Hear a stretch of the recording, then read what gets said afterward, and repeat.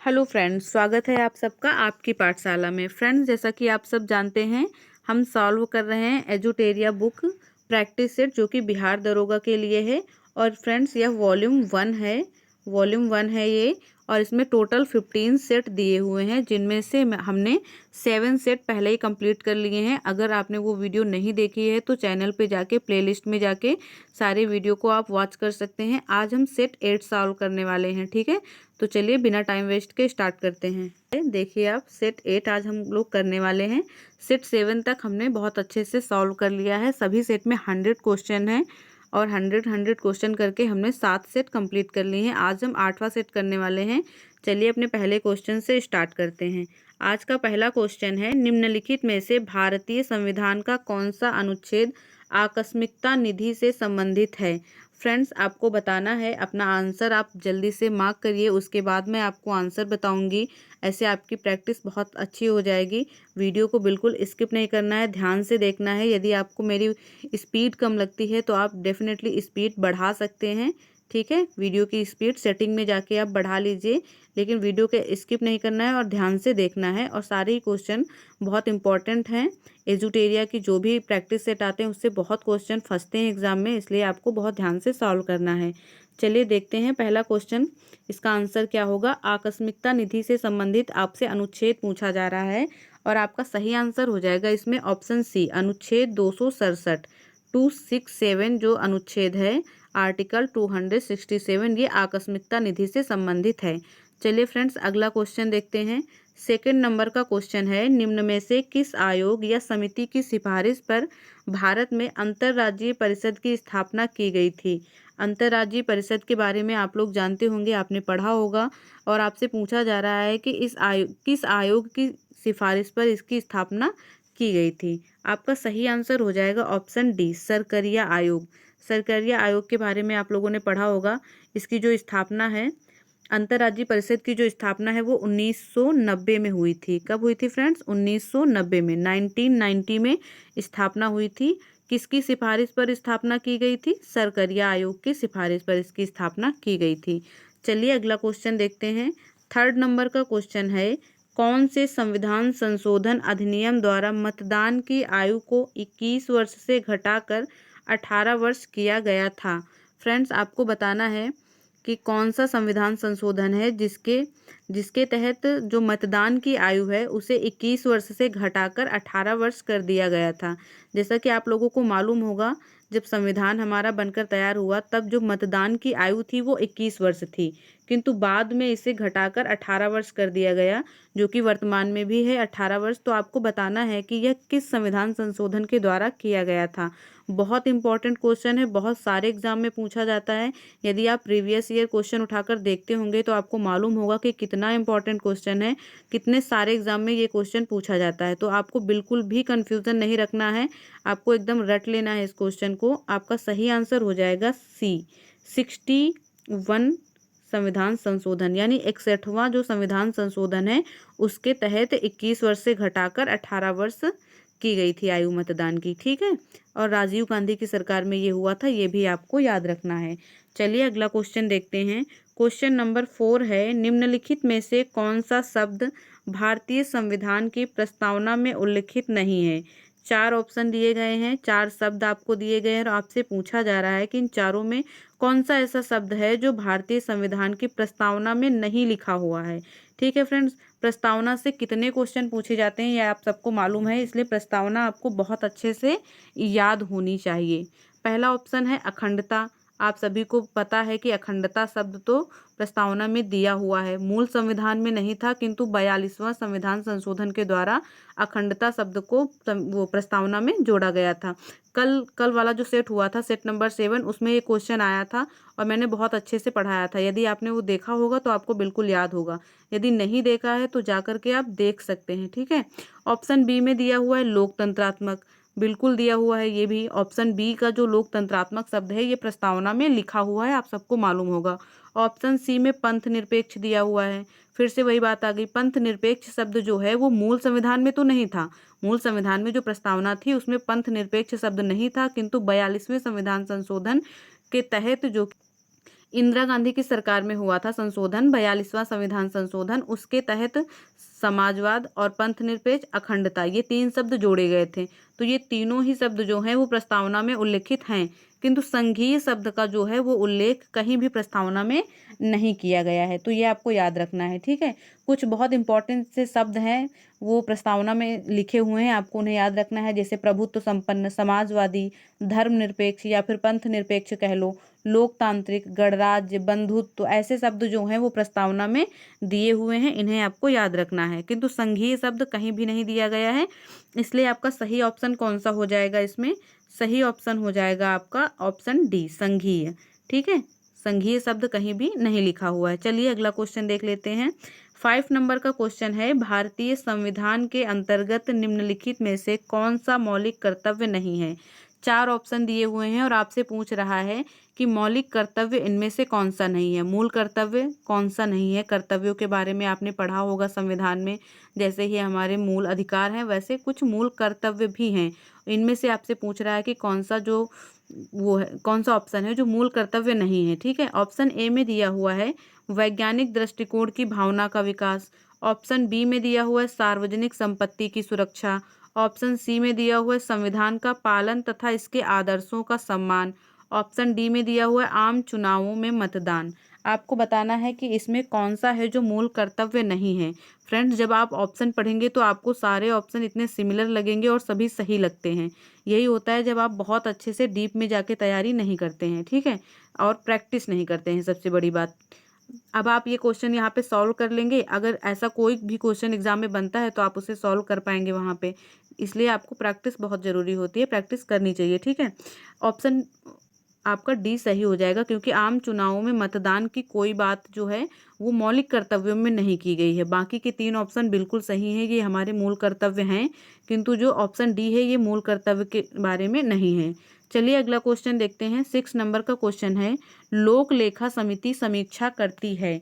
लोक लेखा समिति, फ्रेंड्स, जैसा कि आपको पता है कि कुछ संसद में टाइम टाइम पे कुछ समिति बनाई जाती हैं, उनमें से एक समिति होती है लोक लेखा समिति।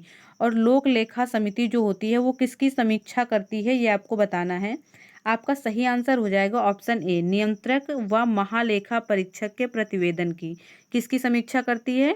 जो महालेखा नियंत्रक होता है उसके प्रतिवेदन की समीक्षा करती है। ठीक है, इस समिति में फ्रेंड्स कुल 22 सदस्य होते हैं। कितने सदस्य होते हैं ये भी क्वेश्चन पूछा जाता है एग्जाम में।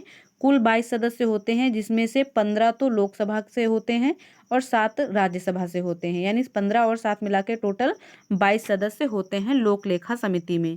चलिए अगला क्वेश्चन देखते हैं। क्वेश्चन नंबर 7 है, नीचे दिए गए तथ्यों पर ध्यान दीजिए। चलिए ध्यान देते हैं। पहला है, भारत के प्रथम मुख्य निर्वाचन आयुक्त सुकुमार सेन थे। दूसरा है, भारत की पहली महिला मुख्य निर्वाचन आयुक्त वीएस रमा देवी थी। आपको 4 ऑप्शन दिए गए हैं, पूछा जा रहा है कौन से कथन सही होंगे। पहला सही है, दूसरा सही है, या दोनों सही हैं, या फिर दोनों ही गलत हैं। तो फ्रेंड्स, आपके दोनों कथन बिल्कुल सही दिए गए हैं, यानी भारत के प्रथम मुख्य निर्वाचन आयुक्त जो हैं वो सुकुमार सेन है, और जो मुख्य महिला निर्वाचन आयुक्त थी, पहली महिला मुख्य निर्वाचन आयुक्त जो थी वो है वीएस रमा देवी, यानी सुकुमार सेन और वीएस रमा देवी का नाम आपको अच्छे से याद रखना है। चलिए अगला क्वेश्चन देखते हैं।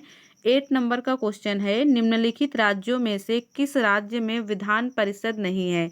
ये क्वेश्चन पहले भी पिछले सेट में आ चुका है और मैंने बहुत अच्छे से उसमें भी आपको समझाया था कि जो विधान परिषद होती है वो सभी राज्यों में नहीं है भारत में, क्योंकि विधानसभा तो सभी राज्यों के लिए होती है, किंतु विधान परिषद का जो प्रावधान है वो सभी राज्यों के लिए नहीं है। वर्तमान में कुल भारत में 6 राज्य ऐसे हैं जहाँ पे विधान परिषद है। तो आपसे पूछा जा रहा है कि इन चारों में से कौन सा ऐसा राज्य है जहाँ विधान परिषद नहीं है।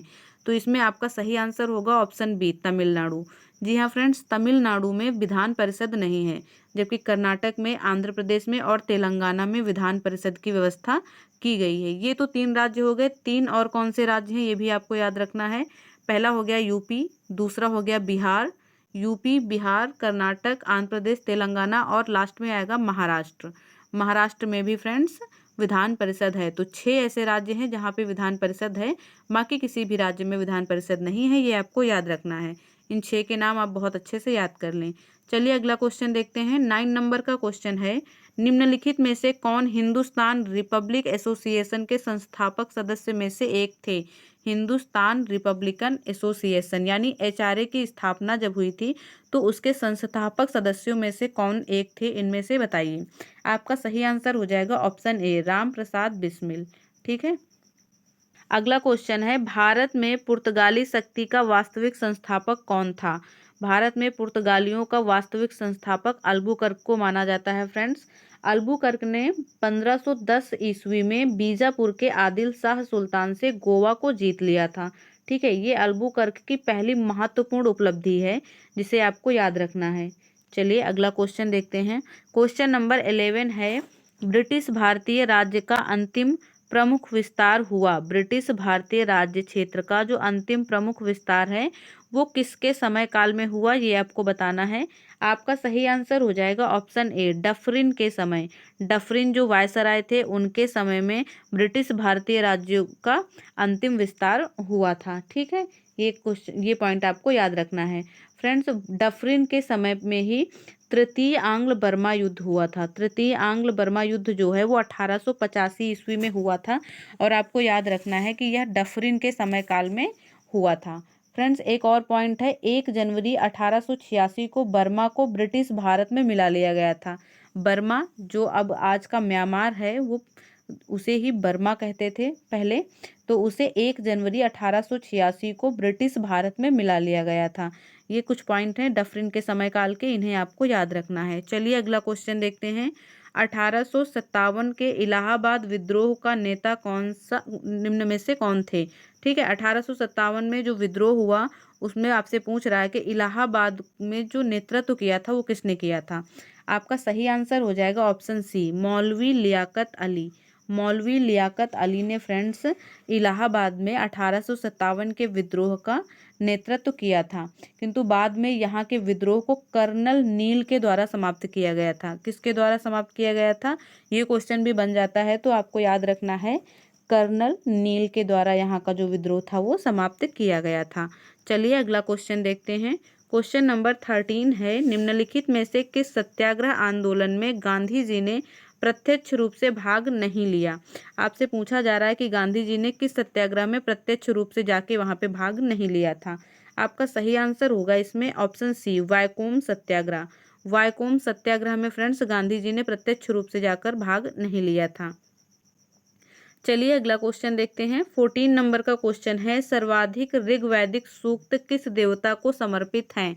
एंशियंट इंडिया से यानी प्राचीन भारत से आपका ये क्वेश्चन है, ऋग्वैदिक काल से। ऋग्वैदिक काल में जो कुछ सूक्त दिए हुए हैं तो आपसे पूछा जा रहा है सबसे अधिक सूक्त जो हैं वो किसको समर्पित हैं। आप सभी को इसका आंसर मालूम होगा, आंसर हो जाएगा ऑप्शन बी, इंद्र को।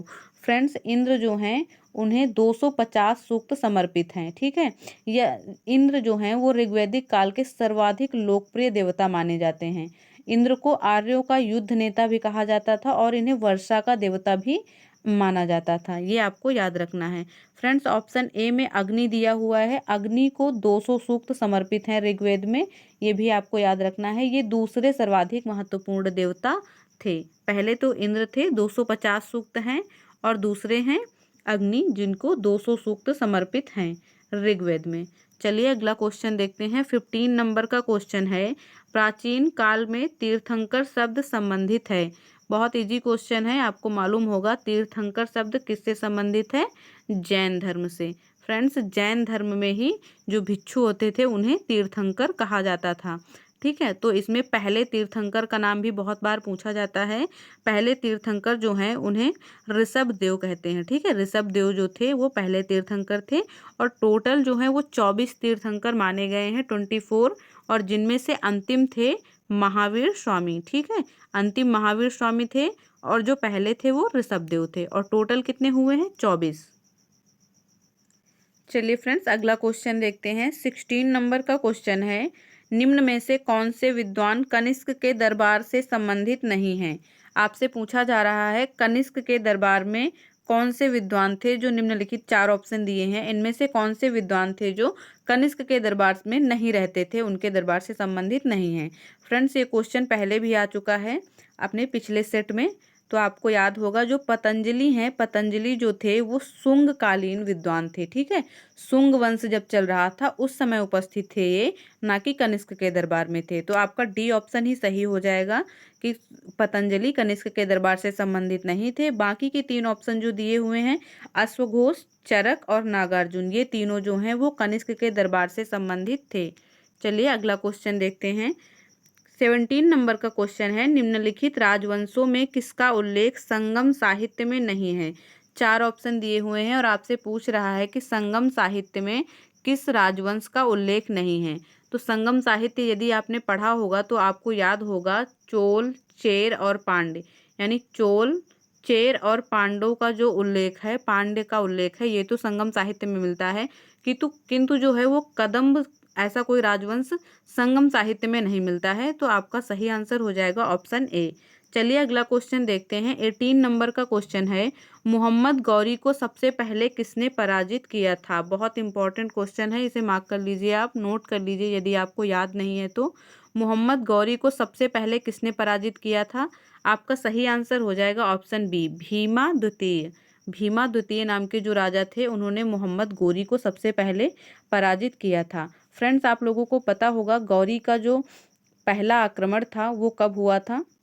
गौरी का जो पहला आक्रमण है वो 1175 ईस्वी में हुआ था मुल्तान के विरुद्ध। ठीक है, और गौरी ने जो दूसरा आक्रमण किया वो 1178 ईस्वी में किया था पाटन, गुजरात में। पाटन शहर है गुजरात का, वहाँ पर गौरी का दूसरा आक्रमण हुआ था 1178 ईस्वी में। ठीक है, 1178 ईस्वी में। और इसी समय जो ये भीमा द्वितीय शासक हैं, ये वहाँ के शासक थे और जिन्होंने गौरी को परास्त किया था। ठीक है, मोहम्मद गौरी की जो भारत में पहली पराजय थी वो भीमा द्वितीय से हुई थी। ठीक है, भीमा द्वितीय से ही हुई थी। और गौरी का जो पहला आक्रमण था वो आपको याद रखना है 1175 ईस्वी में मुल्तान में हुआ। ठीक है, और जो दूसरा आक्रमण था वो था ये भीमा द्वितीय के खिलाफ, जिसमें गौरी पराजित हुआ था। ये कुछ पॉइंट हैं जो आपको याद रखने हैं। चलिए अगला क्वेश्चन देखते हैं। 19 नंबर का क्वेश्चन है, निम्नलिखित में से किसने प्रसिद्ध कुतुब मीनार के निर्माण में योगदान नहीं दिया। आपको पता होगा कि कुतुब मीनार किसी एक शासक ने नहीं बनवाया, बल्कि 2-3 शासकों ने मिलकर इसको बारी बारी से इसका निर्माण हुआ है। तो आपको बताना है कि कौन सा शासक है जिसने कुतुब मीनार के निर्माण में योगदान नहीं दिया है। आपका सही आंसर होगा ऑप्शन सी, गयासुद्दीन तुगलक। जी हाँ फ्रेंड्स, गयासुद्दीन तुगलक का कोई भी योगदान नहीं है कुतुब मीनार के निर्माण में। फ्रेंड्स, कुतुब मीनार का जो निर्माण है उसका निर्माण प्रारंभ किसके समय काल में हुआ था। कुतुबुद्दीन ऐबक के। कुतुबुद्दीन ऐबक ने कुतुब मीनार के निर्माण का जो प्रारंभ है वो किया था। प्रारंभ में उसने बनवाया, उसके बाद जो इसका निर्माण कार्य है वो इल्तुतमिश के समय काल में जाकर पूरा हुआ। इल्तुतमिश के समय काल में पूरा हो गया, किंतु जब फिरोज शाह तुगलक आया उस समय इसकी जो लास्ट मंजिल थी, चौथी मंजिल, वो कुछ खराब हो गई। तो फिरोज शाह तुगलक ने उसको सही करवाया और फिर उसके बाद 2 मंजिल और ऊपर उठवाया, उसको बनवाया ऊपर। ठीक है, तो इन तीनों का योगदान है कुतुब मीनार में, जबकि गयासुद्दीन तुगलक का कोई योगदान नहीं है। ये आपको याद रखना है। चलिए अगला क्वेश्चन देखते हैं। 20 नंबर का क्वेश्चन है, कृषकों की सहायता के लिए किस मध्यकालीन भारतीय शासक ने कबूलियत एवं पट्टा की व्यवस्था प्रारंभ की थी। कबूलियत एवं पट्टा की व्यवस्था किसने प्रारंभ की थी। शेर शाह सूरी ने। फ्रेंड्स, कबूलियत और पट्टा की व्यवस्था जो थी वो शेर शाह सूरी ने प्रारंभ की थी। इसमें यह होता था कि किसानों को सरकार के द्वारा पट्टे दिए जाते थे, जिसमें यह स्पष्ट होता था कि उन्हें कितना लगान एक साल में देना है। इसे ही कबूलियत एवं पट्टा की व्यवस्था कहते हैं, जो कि शेर शाह सूरी द्वारा प्रारंभ की गई थी। चलिए अगला क्वेश्चन देखते हैं। निम्नलिखित में से किस शासक ने तीर्थ यात्रा कर समाप्त किया था। आप सबको मालूम होगा तीर्थ यात्रा कर जो है वो अकबर के द्वारा समाप्त किया गया था। ठीक है, अकबर के द्वारा समाप्त किया गया था। वो भी कब समाप्त किया गया था, 1563 ईस्वी में। 1563 ईस्वी में तीर्थ यात्रा कर अकबर के द्वारा समाप्त किया गया था। 1562 में फ्रेंड्स दास प्रथा का अंत किया था किसने, अकबर ने। 1562 में दास प्रथा का अंत और 1563 में तीर्थ यात्रा कर समाप्त किया था। 1564 में जजिया कर समाप्त किया था, बहुत इंपॉर्टेंट है। 1564 में जजिया कर को समाप्त किया था किसने, अकबर ने। ठीक है, ये तीनों ही पॉइंट बहुत इंपॉर्टेंट है, आपको याद रखने हैं। चलिए अगला क्वेश्चन देखते हैं। 22 नंबर का क्वेश्चन है, विश्व स्वास्थ्य संगठन का मुख्यालय कहाँ स्थित है। विश्व स्वास्थ्य संगठन यानी WHO का मुख्यालय कहाँ स्थित है, ये आपको बताना है। आपका सही आंसर हो जाएगा ऑप्शन डी, जेनेवा। ठीक है, जेनेवा में स्थित है विश्व स्वास्थ्य संगठन का मुख्यालय। आपको याद होना चाहिए कि विश्व स्वास्थ्य संगठन की जो स्थापना है वो 7 अप्रैल 1948 को की गई थी। 7 अप्रैल 1948 को स्थापना हुई। जेनेवा में इसका मुख्यालय है और WHO में कुल 194 सदस्य देश शामिल हैं। ठीक है, 194। चलिए अगला क्वेश्चन देखते हैं। 23 नंबर का क्वेश्चन है, भारत के स्टैचू ऑफ यूनिटी किस राज्य में स्थित है। स्टैचू ऑफ यूनिटी आप जानते होंगे, जो वल्लभ भाई पटेल जी की मूर्ति है उसे ही स्टैचू ऑफ यूनिटी कहते हैं। तो आपको बताना है कि ये कहाँ स्थित है, भारत के किस राज्य में स्थित है। आपका सही आंसर हो जाएगा ऑप्शन ए, गुजरात। गुजरात में स्थित है फ्रेंड्स स्टैचू ऑफ यूनिटी। ये 182 मीटर ऊंची प्रतिमा है, किसकी, वल्लभ भाई पटेल जी की। ठीक है, इसको जो बनाया है किस कंपनी के द्वारा बनाया गया है ये भी आपको याद रखना है। कंपनी का नाम है Larsen and Toubro. Larsen and Toubro company के द्वारा इसे बनाया गया है। किंतु जो मूर्ति के शिल्पकार हैं उनका नाम है राम वी सुतार। ये भी आपको याद रखना है, शिल्पकार का नाम आपसे पूछा जा सकता है, आपको याद रखना है राम वी सुतार हैं इसके शिल्पकार। चलिए अगला क्वेश्चन देखते हैं। 24 नंबर का क्वेश्चन है, बुकर पुरस्कार जीतने वाली पहली भारतीय महिला कौन है।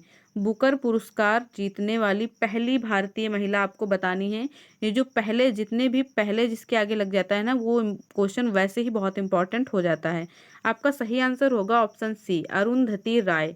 अरुंधति रॉय जो हैं वो बुकर पुरस्कार जीतने वाली पहली भारतीय महिला हैं, ये आपको याद रखना है। अगला क्वेश्चन देखते हैं। 25 नंबर का क्वेश्चन है, विश्व मरुस्थलीय और सूखा रोकथाम दिवस किस दिन मनाया जाता है। विश्व मरुस्थलीय और सूखा रोकथाम दिवस कब मनाया जाता है ये आपको बताना है। आपका सही आंसर हो जाएगा ऑप्शन सी, 17 जून। जी हाँ फ्रेंड्स, 17 जून को मनाया जाता है विश्व मरुस्थलीय और सूखा रोकथाम दिवस। ठीक है, ऑप्शन ए में फ्रेंड्स 22 अप्रैल दिया गया है। 22 अप्रैल को आप सब जानते हैं पृथ्वी दिवस मनाया जाता है।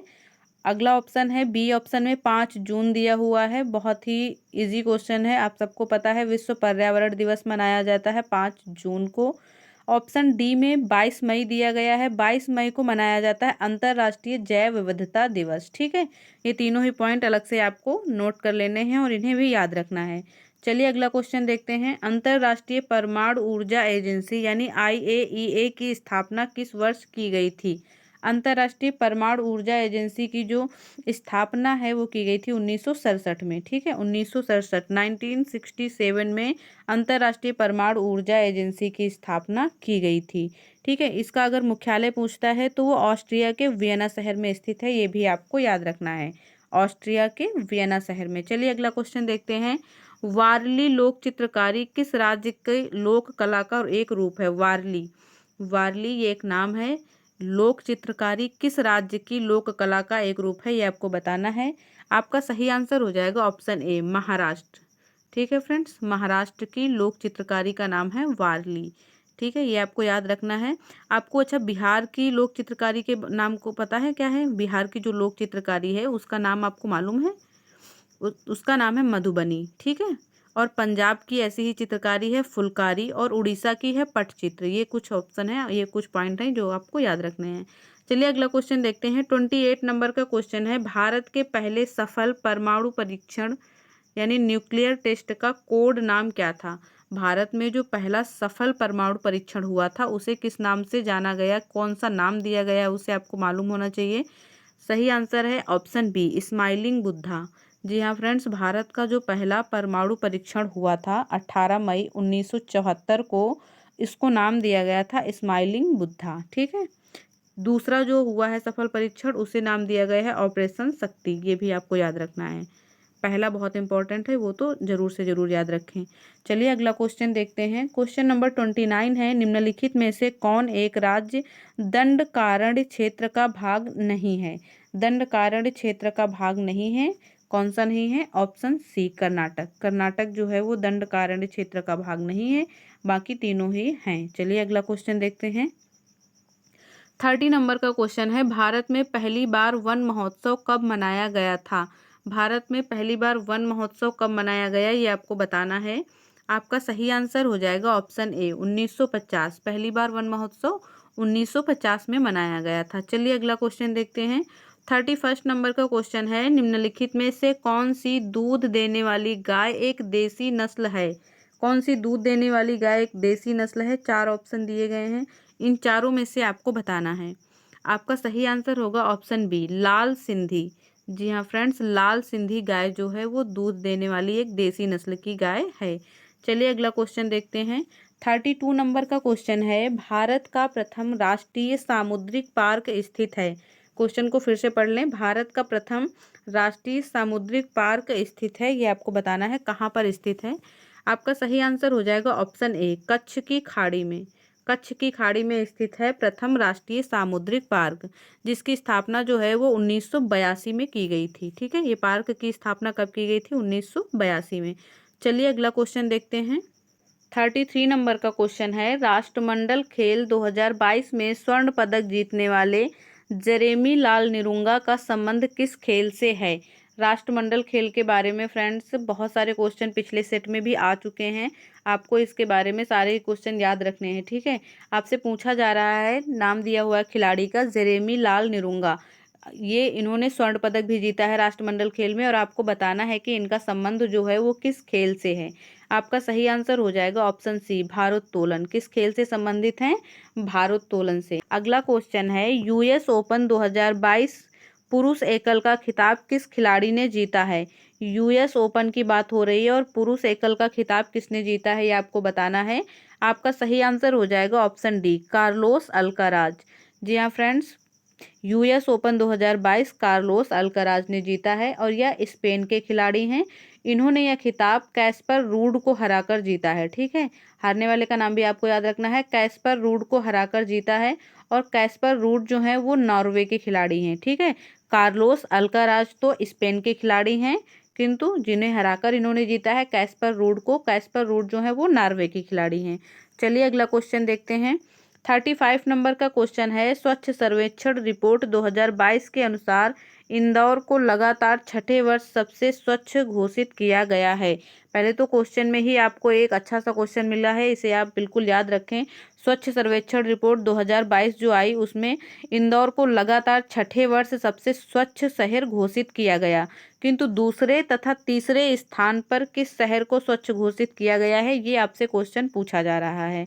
ठीक है, दूसरे और तीसरे स्थान पर कौन आया है ये आपको बताना है। फ्रेंड्स, दूसरे स्थान पे तो है सूरत और तीसरे स्थान पे है नवी मुंबई। ठीक है, दूसरे स्थान पे सूरत है और तीसरे स्थान पे है नवी मुंबई। पहला इंदौर का स्थान है, ये आपको याद रखना है। चलिए अगला क्वेश्चन देखते हैं। 36 नंबर का क्वेश्चन है, इंटरपोल महासभा की बैठक 2022 में कहाँ आयोजित किया गया है? इंटरपोल की बैठक फ्रेंड्स 2022 में नई दिल्ली में हुई है, ये आपको याद रखना है। चलिए अगला क्वेश्चन देखते हैं। 37 नंबर का क्वेश्चन है, राष्ट्रीय जल पुरस्कार 2022 से पूर्वी जोन के किस जिले को सम्मानित किया गया है? राष्ट्रीय जल पुरस्कार 2022 से पूर्वी जोन के किस जिले को सम्मानित किया गया है, आपको बताना है। आपका सही आंसर हो जाएगा ऑप्शन ए पूर्वी चंपारण। बिहार का पूर्वी चंपारण जिला जो है उसे सम्मानित किया गया है। चलिए अगला क्वेश्चन देखते हैं। 38 नंबर का क्वेश्चन है, चिकित्सा के क्षेत्र में नोबेल पुरस्कार 2022 से सम्मानित स्वांतो पावो का संबंध किस देश से है? फ्रेंड्स, आपको बताना है कि स्वांते पावो जो कि चिकित्सा के क्षेत्र में नोबेल पुरस्कार जिनको जिनको मिल चुका है 2022 में, आपको बताना है यह किस देश से हैं। आपका सही आंसर हो जाएगा ऑप्शन ए स्वीडन। कहाँ से हैं ये? स्वीडन के रहने वाले हैं। चलिए अगला क्वेश्चन देखते हैं। 39 नंबर का क्वेश्चन है, उदार शक्ति सैन्य अभ्यास का आयोजन भारत तथा किन देशों के मध्य आयोजित किया गया? उदार शक्ति नामक सैन्य अभ्यास है, एक सैनिक अभ्यास है, और आपसे पूछा जा रहा है इसका आयोजन भारत और किस देश के मध्य किया जाता है। ठीक है फ्रेंड्स, आपका सही आंसर हो जाएगा ऑप्शन सी मलेशिया। भारत और मलेशिया के बीच होता है सैन्य अभ्यास उदार शक्ति। चलिए अगला क्वेश्चन देखते हैं। 40 नंबर का क्वेश्चन है, अंतर्राष्ट्रीय बौद्धिक संपदा सूचकांक 2022 में भारत का स्थान कौन सा है? अंतर्राष्ट्रीय बौद्धिक संपदा की बात हो रही है और आपको बताना है कि इसमें भारत का स्थान जो है वो कौन सा है। भारत का स्थान है फ्रेंड्स 43। 43 नंबर पे है भारत, ठीक है, अंतर्राष्ट्रीय बौद्धिक संपदा सूचकांक में। प्रथम स्थान में अमेरिका है, ये आपको याद रखना है, प्रथम स्थान यूएसए का है। चलिए अगला क्वेश्चन देखते हैं। 41 नंबर का क्वेश्चन है, लीव नो वन बिहाइंड विषय के साथ 2022 में निम्नलिखित में से कौन सा दिवस मनाया गया। Leave no one behind theme दी हुई है, 2022 की थीम है, और आपसे पूछा जा रहा है कि यह जो थीम है ये किस दिवस की थीम है। ठीक है, आपका सही आंसर हो जाएगा इसमें ऑप्शन डी, विश्व खाद्य दिवस। ऑप्शन डी सही आंसर होगा। विश्व खाद्य दिवस कब मनाया जाता है फ्रेंड्स? विश्व खाद्य दिवस जो है वो 16 अक्टूबर को मनाया जाता है, ये भी आपको याद रखना है। 16 अक्टूबर को मनाया जाता है विश्व खाद्य दिवस, और इसकी थीम थी 2022 में लीव नो वन बिहाइंड। 2022 की बात हो रही है, ये भी आप याद रखें, 2023 की बात नहीं की जा रही है। चलिए अगला क्वेश्चन देखते हैं। सालबुग वेटलैंड रिजर्व किस राज्य या केंद्र शासित प्रदेश में स्थित है? सालबुग वेटलैंड किस केंद्र शासित प्रदेश या फिर किस राज्य में स्थित है, ये आपको बताना है। आपका सही आंसर हो जाएगा ऑप्शन सी, जम्मू कश्मीर। कहाँ पे स्थित है सालबुग वेटलैंड? जम्मू कश्मीर में। ठीक है फ्रेंड्स, चलिए अगला क्वेश्चन देखते हैं। फ्रेंड्स, इसके बारे में एक और पॉइंट है जो आप नोट डाउन कर सकते हैं। इसे जो है अगस्त 2022 में 75वें आर्द्रभूमि स्थल के रूप में रामसर सूची में शामिल किया गया है। ठीक है, ये भी आपको याद रखना है सालबुग वेटलैंड के बारे में। चलिए अगला क्वेश्चन देखते हैं। 43 नंबर का क्वेश्चन है, भारत सरकार ने 200 करोड़ वैक्सीन डोज का लक्ष्य कब प्राप्त किया? भारत सरकार ने 200 करोड़ वैक्सीन डोज देने का लक्ष्य रखा था, इसे कब प्राप्त कर लिया था, ये आपको बताना है। आपका सही आंसर हो जाएगा ऑप्शन बी, 17 जुलाई 2022। जी हाँ फ्रेंड्स, 17 जुलाई 2022 को 200 करोड़ वैक्सीन डोज का लक्ष्य भारत ने प्राप्त कर लिया था। चलिए अगला क्वेश्चन देखते हैं। 44 नंबर का क्वेश्चन है, वित्तीय वर्ष 2022-23 में कितने रोपवे परियोजनाओं की शुरुआत करने की घोषणा की गई है? वित्तीय वर्ष 2022-23 में रोपवे परियोजनाओं की शुरुआत करने की घोषणा की गई थी, और कितने रोपवे बनाने की ये परियोजना थी? 8। ठीक है, कितने थी? 8। बी ऑप्शन बिल्कुल सही आंसर हो जाएगा। चलिए अगला क्वेश्चन देखते हैं। 45 नंबर का क्वेश्चन है, तमिलनाडु सरकार ने किसके जन्मदिन को समानता दिवस के रूप में मनाने की घोषणा की है? समानता दिवस के रूप में घोषित किया है, समानता दिवस के रूप में मनाने की घोषणा की गई है, वो भी तमिलनाडु की सरकार ने की है। किसके जन्म दिवस को? आपका सही आंसर हो जाएगा ऑप्शन बी, डॉक्टर अंबेडकर। ठीक है, चलिए अगला क्वेश्चन देखते हैं। 46 नंबर का क्वेश्चन है, 23वां एससीओ शिखर सम्मेलन की मेजबानी वर्ष 2023 में किस देश के द्वारा किया जाएगा? एससीओ का जो शिखर सम्मेलन है वो 23वें नंबर का हुआ 2023 में, और किसके द्वारा जो है इसकी मेजबानी की गई, ये आपको बताना है। आपका सही आंसर हो जाएगा ऑप्शन सी, भारत। जी हाँ फ्रेंड्स, भारत ने इसकी मेजबानी की है। ठीक है, चलिए अगला क्वेश्चन देखते हैं।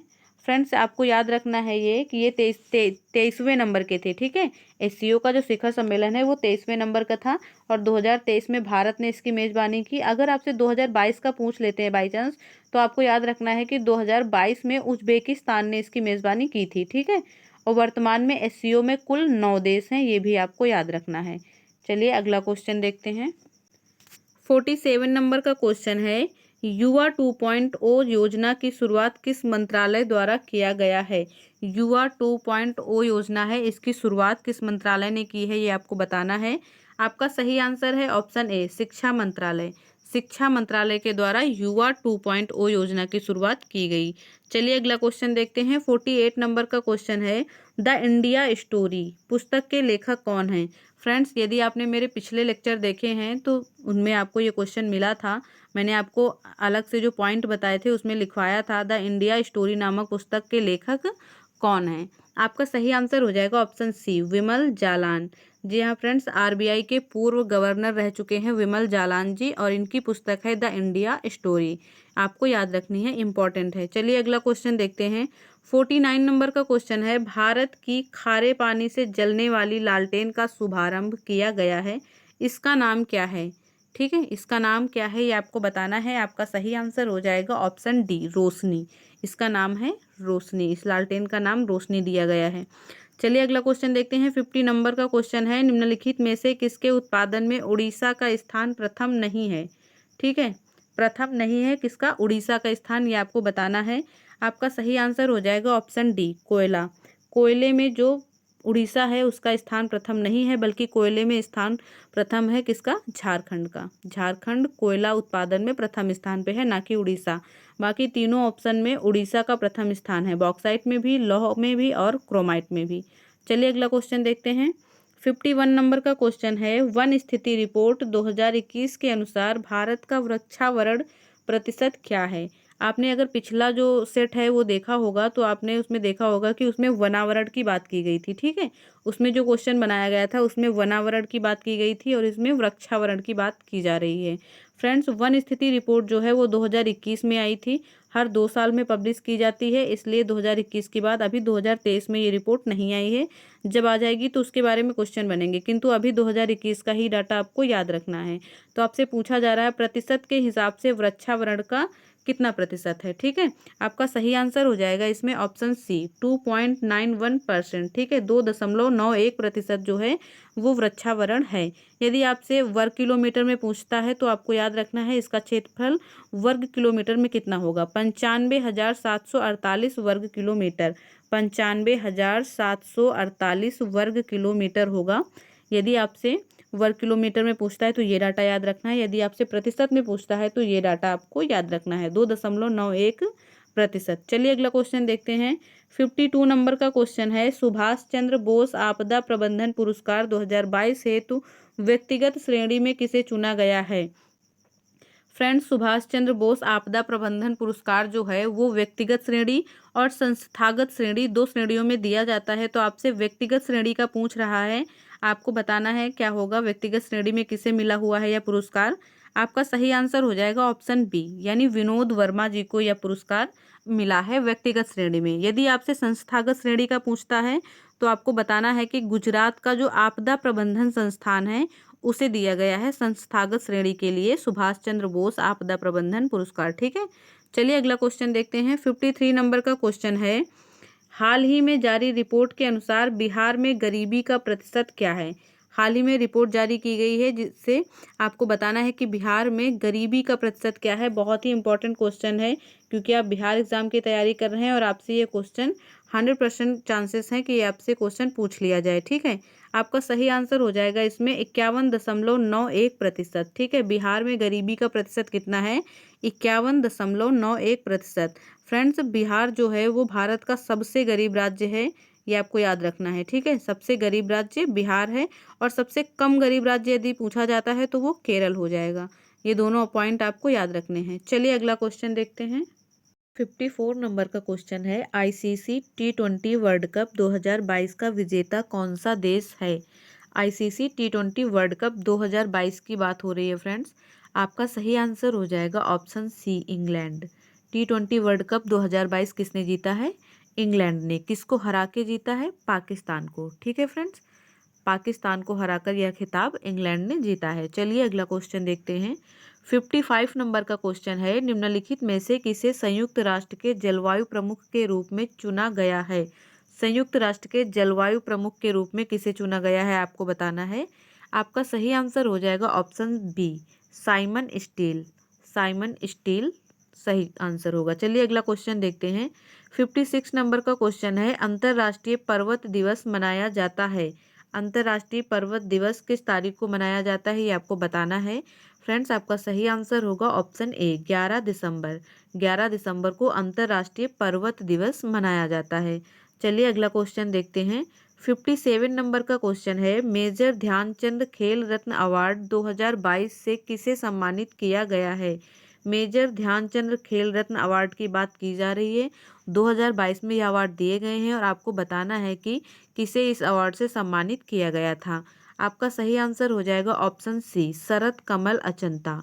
शरत कमल अचंता जी को मेजर ध्यानचंद खेल रत्न अवार्ड दिया गया है। फ्रेंड्स, इनके बारे में आपको एक पॉइंट और याद रखना है, ये कौन से खेल से संबंधित हैं, ये भी क्वेश्चन एग्जाम में पूछा जाता है। इनका खेल यदि आपसे पूछा जाता है तो आपका सही आंसर होगा टेबल टेनिस। जी हाँ friends, Sharath Kamal Achanta ji table tennis खेल से संबंधित हैं, ये भी आपको याद रखना है। चलिए अगला क्वेश्चन देखते हैं। 58 नंबर का क्वेश्चन है, पिंडार निम्नलिखित में से किसकी सहायक नदी है। एक नदी का नाम दिया हुआ है पिंडार और आपसे पूछ रहा है किसकी सहायक नदी है। आपका सही आंसर हो जाएगा ऑप्शन बी अलकनंदा। पिंडार जो है वो अलकनंदा की सहायक नदी है। फ्रेंड्स आपको याद रखना है अलकनंदा एवं पिंडार का जो संगम है उसे कर्णप्रयाग कहा जाता है। ठीक है, अलकनंदा और पिंडार जहाँ पे आके मिलती हैं उस संगम को कर्णप्रयाग के नाम से जानते हैं। और एक पॉइंट है अलकनंदा और मंदाकिनी। अलकनंदा और मंदाकिनी जहाँ पे जाके मिलती हैं उसे कहते हैं रुद्रप्रयाग। ठीक है, अलकनंदा और मंदाकिनी के संगम को रुद्रप्रयाग कहते हैं और पिंडार और अलकनंदा के संगम को कृष्णप्रयाग कहते हैं या कर्णप्रयाग कहते हैं, ये आपको याद रखना है। चलिए अगला क्वेश्चन देखते हैं। केंद्रीय मृदा संरक्षण बोर्ड का गठन किस वर्ष किया गया था। केंद्रीय मृदा संरक्षण बोर्ड का गठन किस वर्ष किया गया था, ये आपको बताना है। आपका सही आंसर हो जाएगा ऑप्शन सी 1953, यानी 1953 में केंद्रीय मृदा संरक्षण बोर्ड का गठन किया गया था।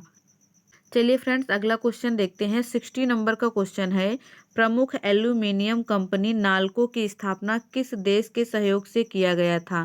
फ्रेंड जैसा कि आपको पता है कि बहुत सारी कंपनियों की स्थापना है जो अलग देश दूसरे देशों की सहायता से भारत में स्थापित की गई हैं, तो आपको बताना है उन्हीं में से कंपनी का नाम है नाल्को और आपको बताना है इसकी स्थापना जो है वो किस देश के सहयोग से की गई थी। फ्रेंड्स नाल्को की स्थापना फ्रांस के सहयोग से की गई थी। ठीक है, आपका सही आंसर ऑप्शन ए हो जाएगा। ऑप्शन बी में यूएसए दिया गया है, यानी अमेरिका के सहयोग से किस कंपनी की स्थापना की गई है ये भी आपको याद रखना है। आपका सही आंसर हो जाएगा हिंडाल्को। फ्रेंड्स हिंडाल्को कंपनी की जो स्थापना है वह यूएसए के सहयोग से की गई थी। ऑप्शन सी में इटली दिया गया है। इटली के सहयोग से फ्रेंड्स एक कंपनी की स्थापना की गई थी, उसका नाम है माल्को। माल्को कंपनी की स्थापना जो है वह इटली के सहयोग से की गई थी। माल्को कंपनी की स्थापना इटली के सहयोग से की गई थी। ऑप्शन डी में जर्मनी दिया गया है। फ्रेंड्स जर्मनी के सहयोग से वेदांता कंपनी की स्थापना की गई थी, ये भी आपको याद रखना है। ए ऑप्शन आपका सही हो जाएगा। चलिए अगला क्वेश्चन देखते हैं। 61 नंबर का क्वेश्चन है, भारत की जलीय यानी समुद्री सीमा के साथ कितने देश जुड़े हुए हैं। कुल मिला के क्वेश्चन आपसे ये पूछा जा रहा है कि भारत के जो पड़ोसी देश हैं उनमें से ऐसे कितने देश हैं जो भारत से जलीय सीमा साझा करते हैं।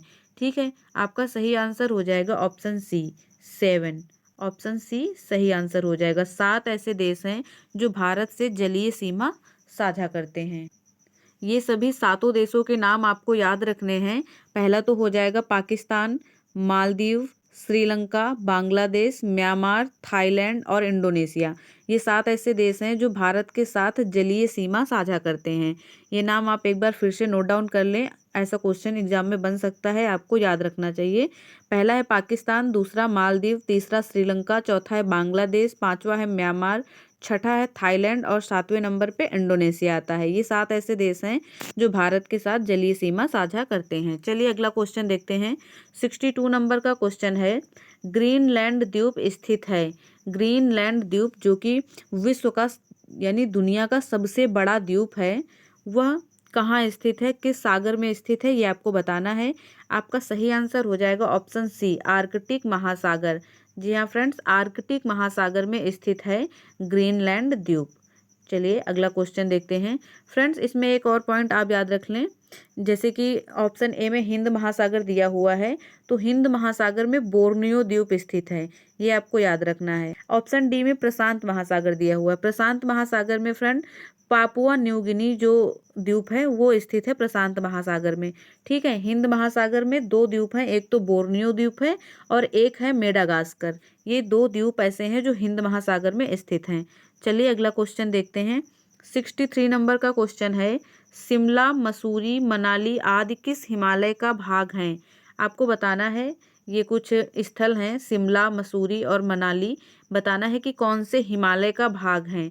ट्रांस हिमालय का, हिमाद्री का, लघु हिमालय का या शिवालिक का। आपका सही आंसर हो जाएगा ऑप्शन सी लघु हिमालय का। फ्रेंड्स शिमला, मसूरी और मनाली जैसे स्थान लघु हिमालय का भाग हैं। चलिए अगला क्वेश्चन देखते हैं। 64 नंबर का क्वेश्चन है, भारत तथा म्यांमार को कौन सा दर्रा जोड़ता है। भारत और म्यांमार को कौन सा दर्रा जोड़ता है ये आपको बताना है। आपका सही आंसर हो जाएगा ऑप्शन ए तुजू दर्रा। जी हाँ फ्रेंड्स, तुजू दर्रा भारत और म्यांमार को जोड़ता है। ठीक है, इसमें कुछ और पॉइंट आप याद कर लें, जैसे कि कुछ और दर्रे हैं। बुर्जिल का दर्रा आपने सुना होगा, जम्मू कश्मीर में है। यह श्रीनगर को गिलगित से जोड़ता है। श्रीनगर को कहाँ से जोड़ता है? गिलगित से। और एक और दर्रा है सिपकिला दर्रा। सिपकिला दर्रा शिमला को तिब्बत से जोड़ता है, ये आपको याद रखना है। चलिए अगला क्वेश्चन देखते हैं। राकापोसी पर्वत कहाँ स्थित है? राकापोसी पर्वत कहाँ स्थित है आपको बताना है। फ्रेंड्स, आपका सही आंसर हो जाएगा ऑप्शन बी, पाकिस्तान। राकापोसी पर्वत पाकिस्तान में स्थित है। ठीक है, नेपाल में क्या स्थित है? नेपाल में स्थित है माउंट एवरेस्ट। ठीक है, नेपाल में माउंट एवरेस्ट स्थित है। भारत में नंदा देवी पर्वत स्थित है, आपको याद रखना चाहिए। और चीन में नामचा बरवा, नामचा बरवा पर्वत कहाँ पे स्थित है? चीन में। ये सारे ऑप्शन, ये सारे पॉइंट आपको याद रखने हैं। चलिए अगला क्वेश्चन देखते हैं। क्वेश्चन नंबर 66 है, निम्नलिखित में से कौन सा अपवर्तनांक का मात्रक है? अपवर्तनांक का मात्रक है, ये आपको बताना है। फ्रेंड्स, आपका सही आंसर हो जाएगा ऑप्शन डी, इनमें से कोई नहीं। अपवर्तनांक का मात्रक इनमें से कोई नहीं है। चलिए अगला क्वेश्चन देखते हैं। 67 नंबर का क्वेश्चन है, वोल्ट मीटर का उपयोग किसके मापन में किया जाता है? वोल्ट मीटर का उपयोग विभवांतर के मापन में किया जाता है, ये आपको याद रखना है। ठीक है, और फ्रेंड्स, वोल्ट मीटर का आविष्कार किसने किया है? ये क्वेश्चन भी एग्जाम में पूछा गया है, आपको याद रखना है। वोल्ट मीटर का आविष्कार हैंस ऑरेस्टेड ने किया था 1819 ईस्वी में। ठीक है, 1819 ईस्वी में हैंस ऑरेस्टेड ने वोल्ट मीटर का आविष्कार किया था, ये आपको याद रखना है। चलिए अगला क्वेश्चन देखते हैं। अगला क्वेश्चन है 68 नंबर का क्वेश्चन, किसी गतिशील वस्तु की गतिज ऊर्जा किस पर निर्भर करती है? किसी गतिशील वस्तु की जो गतिज ऊर्जा होती है वह किस पर निर्भर करती है, ये आपको बताना है। ऑप्शन ए है द्रव्यमान और वेग पर, ऑप्शन बी है द्रव्यमान और त्वरण पर, ऑप्शन सी है द्रव्यमान और उसके स्थान पर, और ऑप्शन डी हो जाएगा द्रव्यमान, वेग और त्वरण पर। आपको अपना सही आंसर मार्क करना है। सही आंसर हो जाएगा ऑप्शन ए, द्रव्यमान और वेग पर। जी हाँ फ्रेंड्स, किसी गतिशील वस्तु की जो गतिज ऊर्जा होती है वह उसके द्रव्यमान और वेग पर निर्भर करती है। चलिए अगला क्वेश्चन देखते हैं। 69 नंबर का क्वेश्चन है, न्यूटन के गति के प्रथम नियम को अन्य किस नाम से जाना जाता है? आप सभी को इसका आंसर मालूम होगा, बहुत ही इजी क्वेश्चन है ये, सबको आता होगा। ठीक है, न्यूटन के गति के 3 नियम हैं, आप सबको पता होगा, और उनमें से जो प्रथम नियम है उसका अन्य क्या नाम है, ये आपको बताना है। प्रथम नियम का नाम है जड़त्व का नियम। न्यूटन के प्रथम नियम को जड़त्व का नियम कहते हैं। ठीक है, और न्यूटन का जो द्वितीय नियम था, सेकंड नियम, उसे संवेग का नियम कहते हैं। द्वितीय नियम को संवेग का नियम कहते हैं, और जो तृतीय नियम है क्रिया प्रतिक्रिया का नियम कहते हैं उसे। चलिए अगला क्वेश्चन देखते हैं। 70 नंबर का क्वेश्चन है, गुरुत्वीय त्वरण यानी जी का मान निम्न में से किस पर निर्भर नहीं करता है? किस पर निर्भर नहीं करता है, ये आपको बताना है। ऑप्शन ए है पृथ्वी के द्रव्यमान पर, ऑप्शन बी है गुरुत्वीय स्थिरांक पर, ऑप्शन सी है पृथ्वी की त्रिज्या पर, और ऑप्शन डी है वस्तु के द्रव्यमान पर। आपको बताना है कि गुरुत्वीय त्वरण जो है उसका मान इन चारों में से किस पर निर्भर नहीं करता है। आपका सही आंसर हो जाएगा ऑप्शन डी, वस्तु के द्रव्यमान पर निर्भर नहीं करता है, और बाकी तीनों ही ऑप्शन जो हैं इन पर निर्भर करता है। ठीक है, वस्तु के द्रव्यमान पर गुरुत्वीय त्वरण का मान निर्भर नहीं करता है। चलिए अगला क्वेश्चन देखते हैं। 71 नंबर का क्वेश्चन है, यदि एक तरंग की आवृत्ति बढ़ती है तो इसकी तरंग दैर्ध्य पर क्या प्रभाव पड़ता है? यदि एक तरंग यानी वेव की आवृत्ति यानी फ्रीक्वेंसी जब बढ़ती है तो उसकी वेवलेंथ पर क्या प्रभाव पड़ता है, ये आपको बताना है। आपका सही आंसर हो जाएगा ऑप्शन बी, घटती है, वेवलेंथ घटती है। चलिए अगला क्वेश्चन देखते हैं। 72 नंबर का क्वेश्चन है, किसी दर्पण के वक्रता की फोकस दूरी तथा त्रिज्या के बीच क्या संबंध होता है? किसी दर्पण के वक्रता की फोकस दूरी तथा त्रिज्या के बीच क्या संबंध होता है? आपका सही आंसर हो जाएगा ऑप्शन बी, R बराबर 2F। चलिए अगला क्वेश्चन देखते हैं। 73 नंबर का क्वेश्चन है, किसी माध्यम में प्रकाश किरणों के झुकाव को क्या कहा जाता है? किसी माध्यम में प्रकाश किरणों के झुकाव को क्या कहा जाता है? आपका सही आंसर हो जाएगा ऑप्शन सी, अपवर्तन। क्या कहते हैं? अपवर्तन। चलिए अगला क्वेश्चन देखते हैं। 74 नंबर का क्वेश्चन है, प्रतिरोधकता के व्युत्क्रम को क्या कहा जाता है? प्रतिरोधकता के व्युत्क्रम को क्या कहते हैं, ये आपको बताना है। आपका सही आंसर हो जाएगा ऑप्शन ए, चालकता। फ्रेंड्स, प्रतिरोधकता के व्युत्क्रम को चालकता कहा जाता है। चलिए अगला क्वेश्चन देखते हैं। 75 नंबर का क्वेश्चन है, किस वैज्ञानिक ने यह सुझाव दिया था कि तत्वों के प्रतीक को तत्व के नाम के एक या दो अक्षरों से बनाया जा सकता है? क्वेश्चन को केयरफुली फिर से रीड कर लेते हैं। किस वैज्ञानिक ने यह सुझाव दिया था कि तत्व जो होते हैं, आवर्त सारणी में जो तत्व होते हैं, उनके प्रतीक को तत्व के नाम के एक या दो अक्षरों से बनाया जा सकता है? ऐसा किस वैज्ञानिक ने सुझाव दिया था, ये आपको बताना है। फ्रेंड्स, इसमें आपका सही आंसर हो जाएगा ऑप्शन ए। ऑप्शन ए आपका सही आंसर हो जाएगा, बर्जीलियस। बर्जीलियस नाम के वैज्ञानिक है जिन्होंने ऐसा सुझाव दिया था। चलिए अगला क्वेश्चन देखते हैं। 76 नंबर का क्वेश्चन है, किसी परमाणु के नाभिक में मौजूद प्रोटॉन और न्यूट्रॉन की कुल संख्या को किस रूप में जाना जाता है? किसी परमाणु के नाभिक में जो भी प्रोटॉन और न्यूट्रॉन मौजूद होते हैं, उनकी कुल संख्या को किस रूप में जाना जाता है, ये आपको बताना है। आपका सही आंसर हो जाएगा ऑप्शन सी, द्रव्यमान संख्या। चलिए अगला क्वेश्चन देखते हैं। 77 नंबर का क्वेश्चन है, ग्रेफाइट परमाणु में संयोजी इलेक्ट्रॉनों की संख्या कितनी होती है? ग्रेफाइट परमाणु में संयोजी इलेक्ट्रॉन कितने होते हैं, ये आपको बताना है।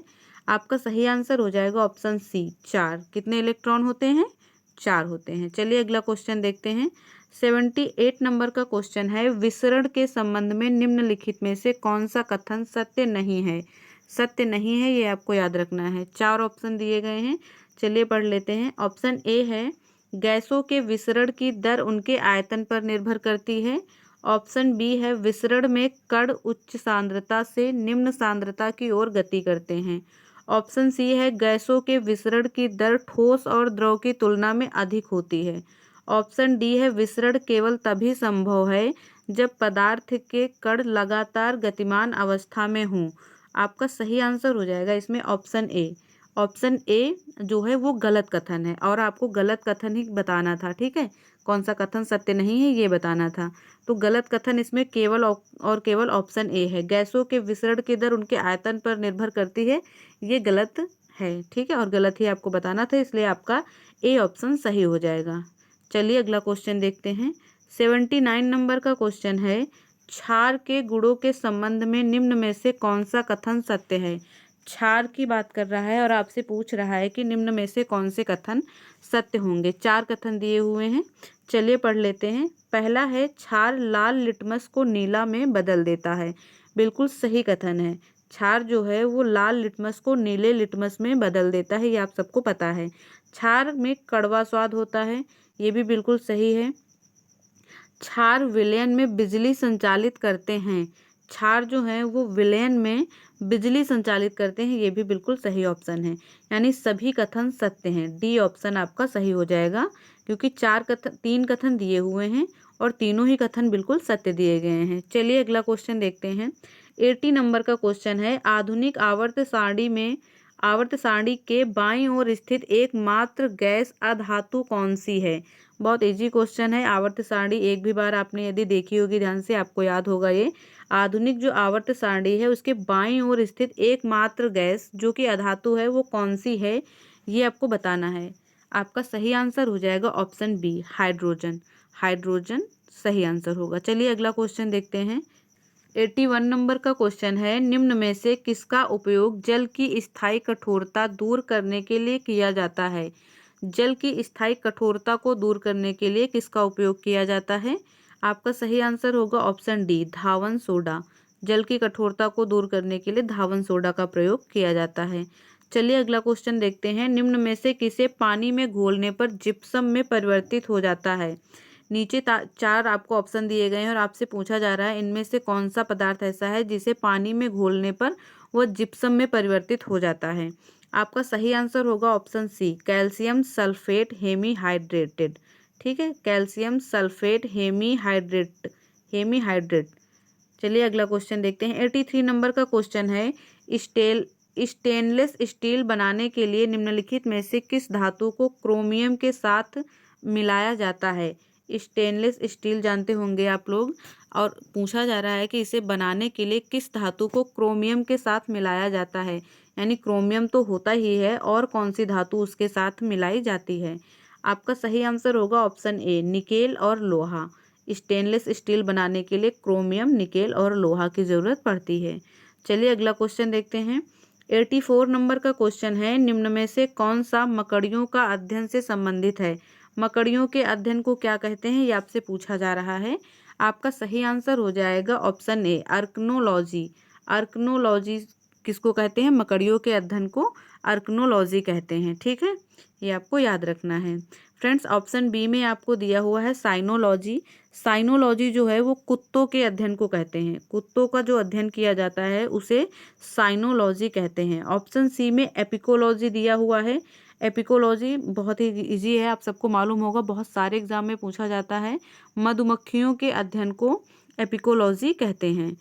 ऑप्शन डी दिया हुआ है आर्कियोलॉजी। आर्कियोलॉजी जो होता है मानव संस्कृति का जो विकास होता है उसके क्रम को जानने के लिए जिस प्रकार का अध्ययन किया जाता है उसे आर्कियोलॉजी कहते हैं। चलिए अगला क्वेश्चन देखते हैं। 85 नंबर का क्वेश्चन है, पेशी ऊतक कितने प्रकार की होती है। जो पेशियां होती हैं वो पेशी ऊतक कितने प्रकार के होते हैं, ये आपको बताना है। फ्रेंड्स, आपका सही आंसर होगा ऑप्शन बी, 3 प्रकार के।